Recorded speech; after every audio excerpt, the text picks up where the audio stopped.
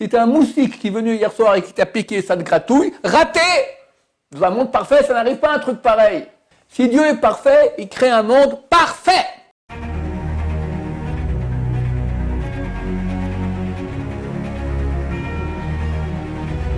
Ce choix dédié pour que Mordechai Eliezer ben Cyril et que Salomé bat Cyril, les deux se marient super rapidement. Amen va amen. Amen. La question de Nissim. Pourquoi le monde a été créé? Pourquoi le monde a été créé? Très bonne question. Et si on vit dans un monde, il faut comprendre qu'aujourd'hui, jusqu'en 1965, le monde des astrophysiciens pensait que le monde a toujours existé. C'est la théorie grecque.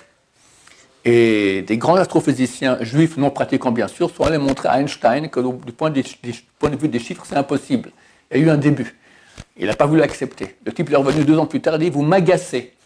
Pourquoi? Parce que le monde a toujours existé, alors il n'y a pas de créateur, c'est comme ça, c'est une réalité, on ne sait pas d'où elle vient, mais c'est comme ça. Mais si le monde n'existait pas, et un beau jour, tac, il a commencé, donc il y a un créateur. Et ça, c'est super cassé pour Einstein, parce qu'il voulait faire la belle vie. Je ne sais pas, je ne connais pas sa vie privée, mais j'imagine avec les cheveux longs comme ça, il devait fréquenter les filles, etc. Devenir pratiquant, c'est super casse-pied. Donc c'est bien plus simple de dire qu'il n'y a pas de créateur. En 1965, 2 employés de la société des téléphones anglaise Bell, un s'appelait Wilson, l'autre s'appelait Penza. Penza Wilson reçoivent le prix Nobel de la science pour avoir découvert l'onde, le son, d'accord, du Big Bang. Ils ont pris leur antenne, ils ont commencé à mettre de tous les côtés, puis il y avait un bruit qui dérangeait. En fait, il s'avère que c'est l'écho qui se balade encore dans le monde du Big Bang. Donc on sait que les astrophysiciens disent 13 milliards,7 années, il y a eu un Big Bang, il n'y avait rien, tout coup il y a eu. Nous on dit que c'était à 5785 ans, et 2 mois et 2 jours, non, 2 mois et 7 jours, d'accord. Comment concilier ce que dit l'astrophysique et la Torah? On a fait un cours là-dessus qui s'appelle L'âge du monde, 4 cours, vous avez là-bas toutes les réponses, des réponses scientifiques, d'accord, c'est phénoménal. Donc le monde est créé. En tout cas, il n'y avait rien, tout à coup il y a eu. Et dire que comme ça, pling, par hasard, tout à coup, boum, ça me fait tellement rigoler, tout à coup, boum, il y a un truc comme ça, et tu as un monde aussi parfait. Tu as un grand astrophysicien, c'est l'écrit qui date d'il y a 30 ans, il s'appelait Trinh Xuyen Tuan, d'accord, vietnamien, qui lui dit c'est clair qu'il y a un Dieu qui existe, qui est à la base de la création. Et la majorité des astrophysiciens aujourd'hui sont croyants, puisqu'ils comprennent que c'est complètement impossible que ce soit le fruit du hasard. Il prend une donnée, il dit. Au début, il y a eu le Big Bang. Je vais arriver à ton sujet, hein, le pourquoi de la vie, j'espère que je vais y arriver. Le pourquoi du monde. Pour dire d'abord qu'il y a un créateur. Une des données, c'est qu'il dit comme ça. Comment ça commence le Big Bang? C'est une petite boule. Quand j'étais au collège, il y a 50 ans, ils ont dit qu'elle est grande comme une balle de ping-pong. Depuis, ils ont réduit. C'est toute petite, dans laquelle il y a toute la masse du monde. Une température de milliards de degrés. Parce que c'est tout condensé. Et tout à coup, bon, alors, qu'est-ce qui se passe? Ça explose. Et on voit la lumière. Premier mot de la Torah, Dieu dit que la lumière soit. La lumière fut. Bon, d'accord? Lumière. Et on a la création d'une soupe de particules élémentaires dans tout l'univers. Maintenant, qu'est-ce qui va se passer? Il y a 4 forces. Je m'y connais un tout petit peu dans ce sujet parce que c'est passionnant. Ça, on lit ça dans les toilettes, d'accord? Quand on s'ennuie dans les toilettes, on lit des bouquins d'astrophysique. Comme ça, on commence à comprendre un peu plus qu'est-ce qui se passe dans ce monde. Alors, il y a 4 forces dans le monde. Une des forces, c'est le fait que lorsque là, c'est un objet, il tombe, c'est quoi? Les masses s'attirent. La gravitation en Newton, d'accord? C'est qu'un objet, au bord de la mer, il tombe à la vitesse de 9,81 m à la seconde. C'est une des 4 forces qu'il y a dans l'univers. Les masses s'attirent. C'est pas qu'il y a un aimant au milieu de la Terre ou des choses comme ça, de ces bêtises-là. Chaque masse, elle attire. Donc si maintenant je prends ce mouchoir-là, le mouchoir, il a une masse. Il attire la Terre vers lui, mais très peu, parce qu'il a une masse de rien du tout. Par contre, si je la pique, il tombe. Pourquoi il tombe? Parce que la masse de la Terre attire. Sur la Lune, qui est une masse plus petite, le mouchoir, il va tomber comme ça.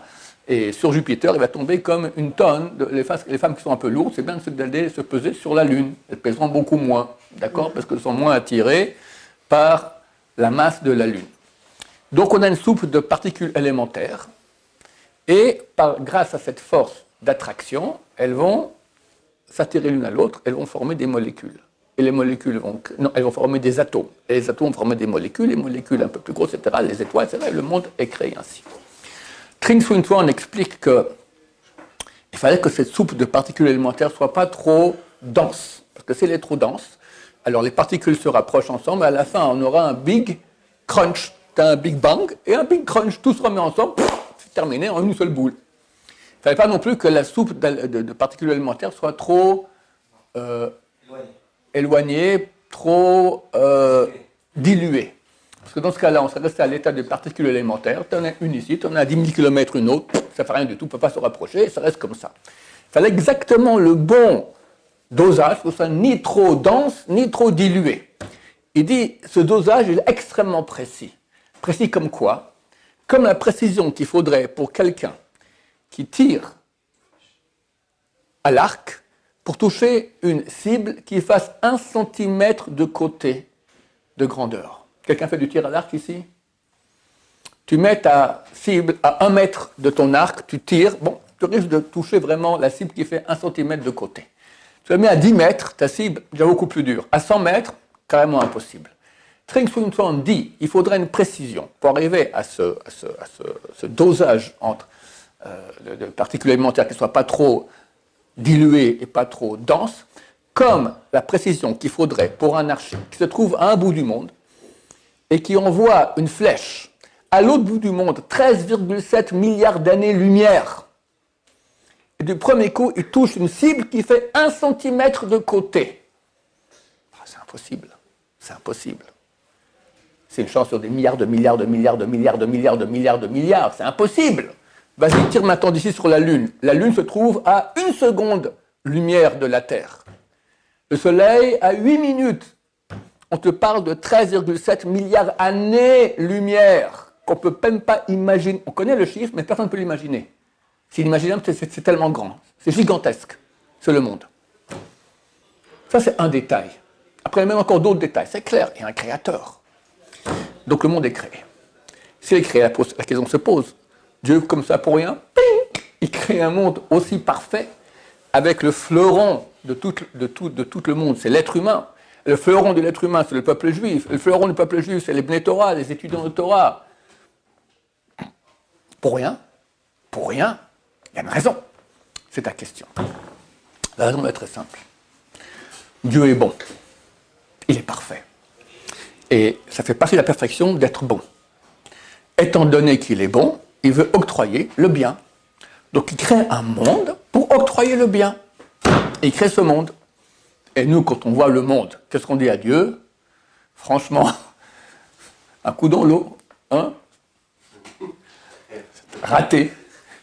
Ce monde, mais c'est terrible, c'est un monde de souffrance, un monde de mensonges, un monde de maladie, un monde de il faut gagner l'argent, il faut le faire le bac maudit, après il faut travailler. Et après, tu te maries, tu crois que tu vas être heureux avec ta femme, tu as la panime complètement terrible, d'accord? Les enfants que tu peines pour les éduquer, ils partent en cacahuète. Terrible, et pour venir, tu crèves avant de crever, ensuite tu souffres de la vieillesse. C'est un monde terrible. Elle est où la bonté de Dieu? Tu dis non, mais aussi un peu de bien. Non, mais je ne comprends pas. Dieu, il est parfait. Parfait. Donc, s'il crée un monde qui n'est pas parfait, qui est presque parfait, il manque 1 milliardième de milliardième de perfection entre la perfection et le monde qui a été créé. C'est rien. Alors, tu peux dire, bah, alors Dieu, il est bon. Non, impossible. Si Dieu est parfait, il crée un monde parfait. Et nous, on tourne la tête à gauche et à droite, et on va rater, complètement rater. Si tu as un moustique qui est venu hier soir et qui t'a piqué, ça te gratouille, raté. Dans un monde parfait, ça n'arrive pas à un truc pareil. Et c'est pas le moustique, c'est les chimiothérapies, c'est les divorces déchirants, c'est les redressements fiscaux, c'est Hachem Ishmor, se lever tous les matins déjà, rien que ça. D'accord? Comme les gens souffrent pour se lever le matin. Réponse. Dieu est parfait. Et quand il crée ce monde pour donner, il donne la perfection. C'est quoi la chose la plus haute, la plus grande, la plus parfaite que Dieu puisse donner à l'humanité? La Torah. mieux que la Torah? Lui. Lui, très bien. Qu'est-ce qu'il y a de plus parfait dans la réalité? Dieu. Dieu crée un monde et dit, écoute, je te propose moi. C'est bon?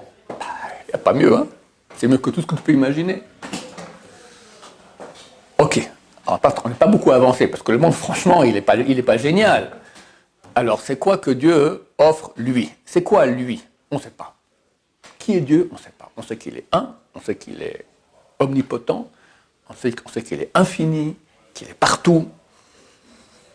On sait qu'il est le maître de tout. Et qu'il fait ce qu'il veut. Ça veut dire que dans le monde, il y a plusieurs règnes. Minéral, végétal, animal, humain et les anges. Dans tous ces règnes, à part dans le règne humain, il n'y a rien qui a lieu sans que Dieu ait programmé. Mine minérale, tu avais un morceau de granit, tu dis, j'aurais bien voulu être un diamant.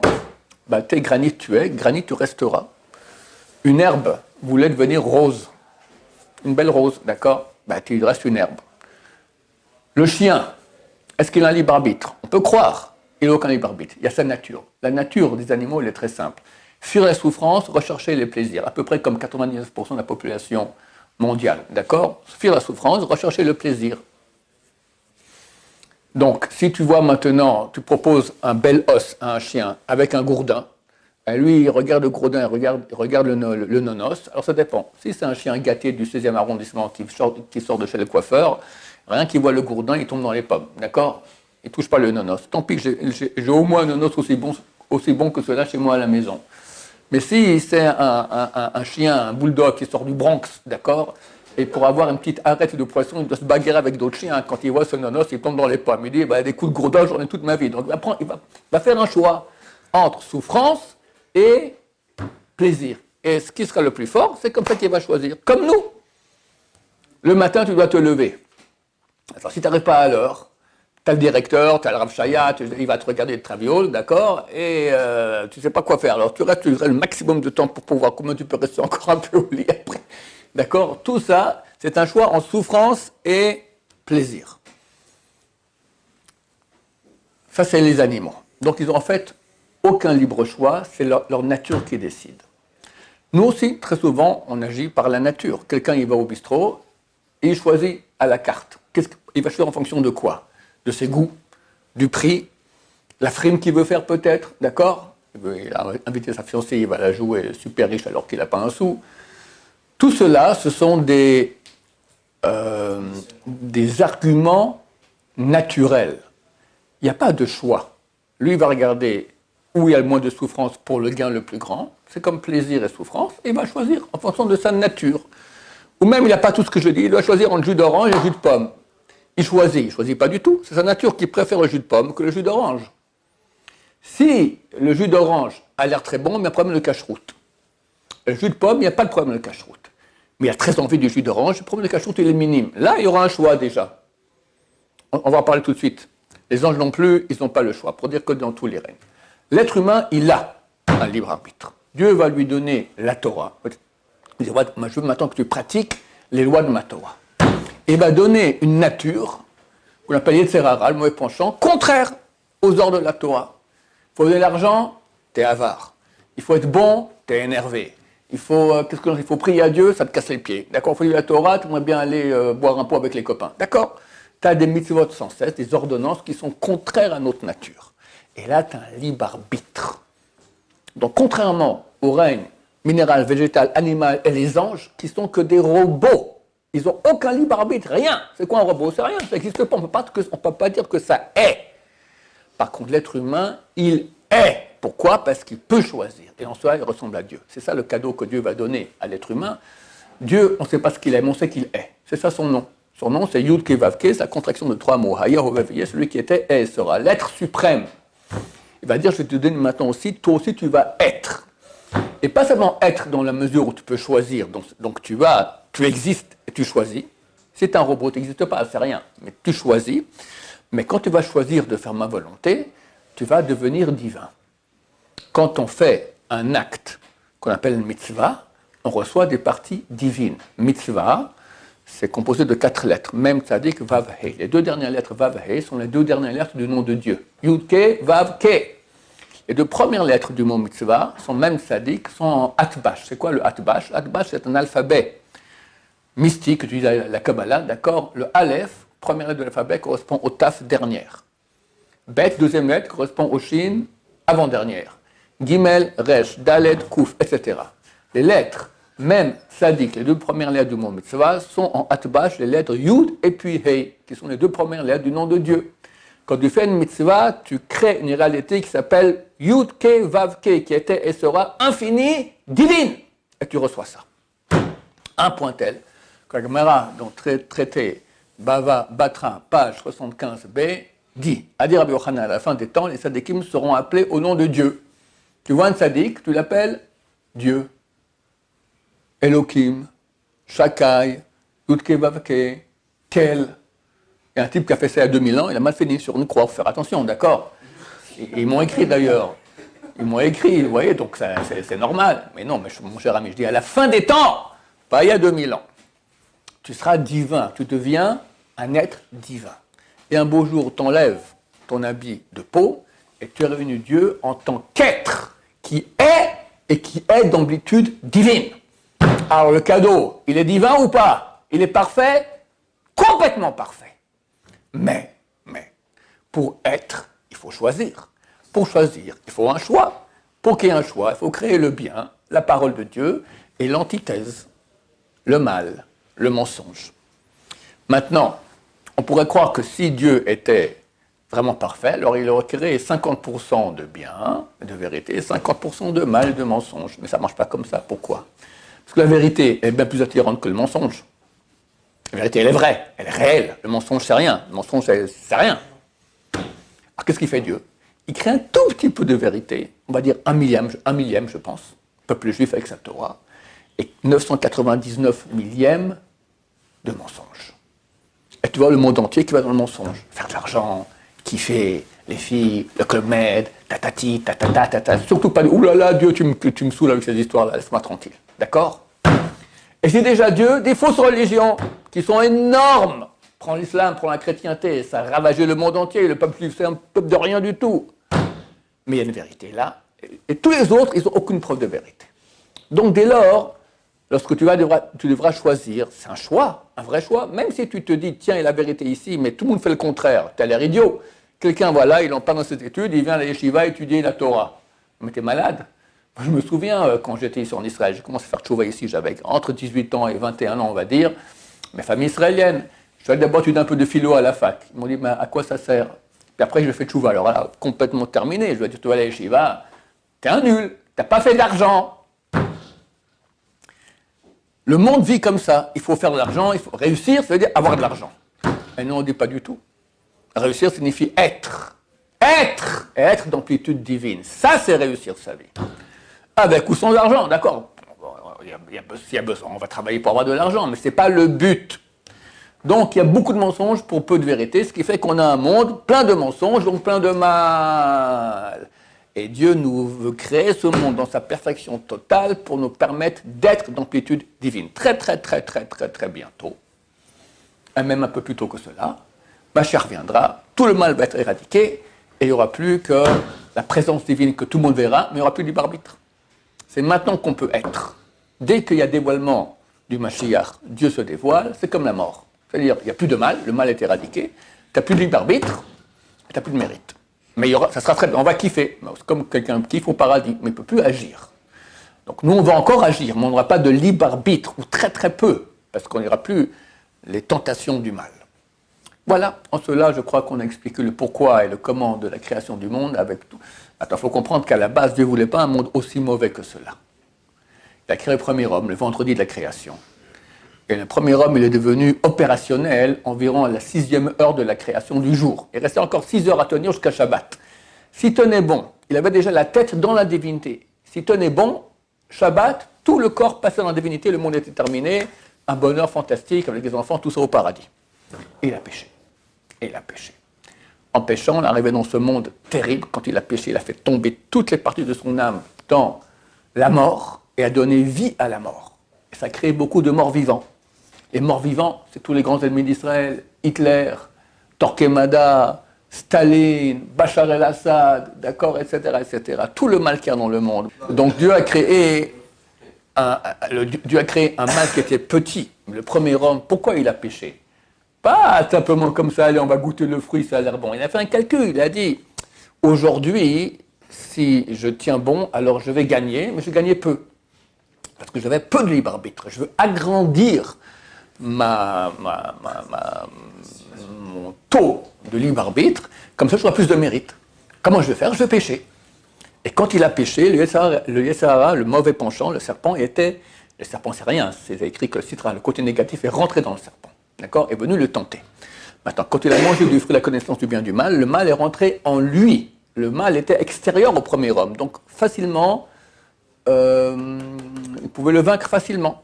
Quand il est venu rentrer en lui, il est dans toi maintenant, c'est beaucoup plus dur là le vaincre. Donc tu as plus de libre arbitre, c'est vrai, je gagne. Mais regarde, c'est 6000 ans de souffrance terrible que le monde a amené. Et Dieu a interdit, il ne fallait pas aller contre la décision de Dieu. Néanmoins, il a péché, et par cela, l'homme a eu beaucoup plus de libre arbitre, donc il y a beaucoup plus de mal dans le monde, et très bientôt, le peuple d'Israël a fini sa mission, revient en terre d'Israël, Mashiach revient, et on va rentrer dans la même situation qu'il y avait au paradis, de bonheur complet, Bezrat Hashem. Oui. Le premier homme, c'est clair, il a fait une grande chouva, il est au paradis, c'est clair. Non, il est au paradis, c'est clair. Il a fait une chouva énorme, il a tellement regretté. D'abord, il a plus de relation avec sa femme pendant 135 ans. 130 ans ou 135, je ne sais plus, 130 ans. 135 ? Ouais, mais on rapporte en plus, je sais pas, c'est un ami qui m'a moché. Il m'a dit que quoi, par exemple, pendant les 130 années où il n'était pas avec sa femme, il faisait des batailles. Ouais, c'est juste aussi. Rien que cela, tu comprends? Non, il a pleuré jour et nuit, voilà. D'autres questions? C'est bon, tu as la réponse à la question? Oui. J'ai appris un midrash d'un monsieur qui m'a raconté qu'en quoi que le Satan, le serpent, celui-là, c'était un homme. Ouais. Non, il ressemblait, le serpent originel, il ressemblait à un homme. D'abord, on voit qu'il a été maudit, que Dieu lui a coupé les pattes. Donc il avait des pattes, il avait des jambes, mais il marchait tout droit. Et il parle à Ève, et il voulait coucher avec Ève. Le péché originel, c'était ça. D'accord? Baruch Adonai, Laolam, Amen va Amen.